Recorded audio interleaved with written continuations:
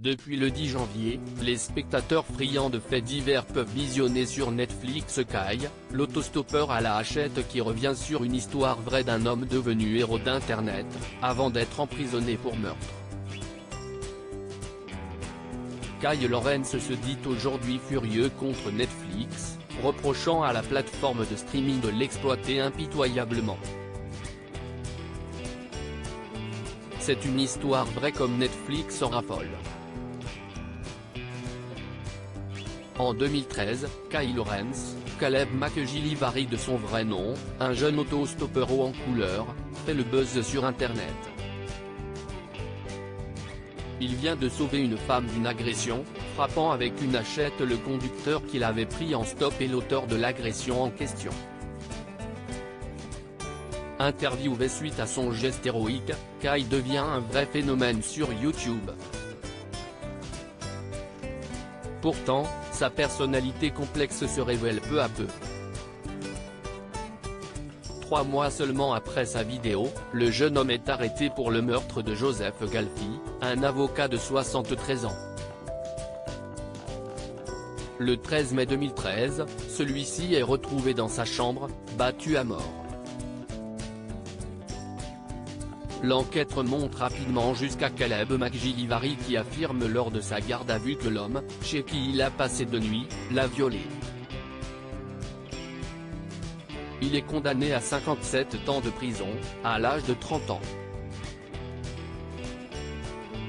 C'est donc son histoire que Netflix a décidé de mettre en lumière dans le documentaire Kay, l'autostoppeur à la hachette.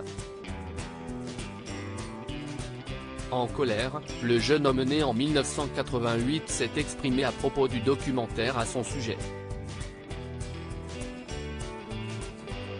Kay Lawrence accuse Netflix d'exploiter son histoire sans contrepartie financière dans un email envoyé aux médias anglais The Tab, quelques jours avant la sortie du documentaire Netflix. Kay Lawrence a affirmé avoir enregistré des conversations téléphoniques avec 2 des producteurs du programme.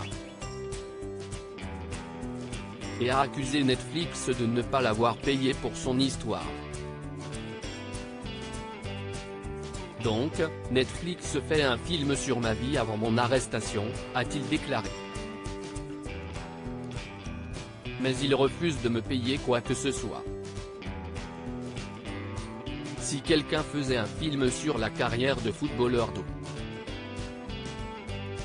J. Simpson, vous pouvez parier qu'il serait payé.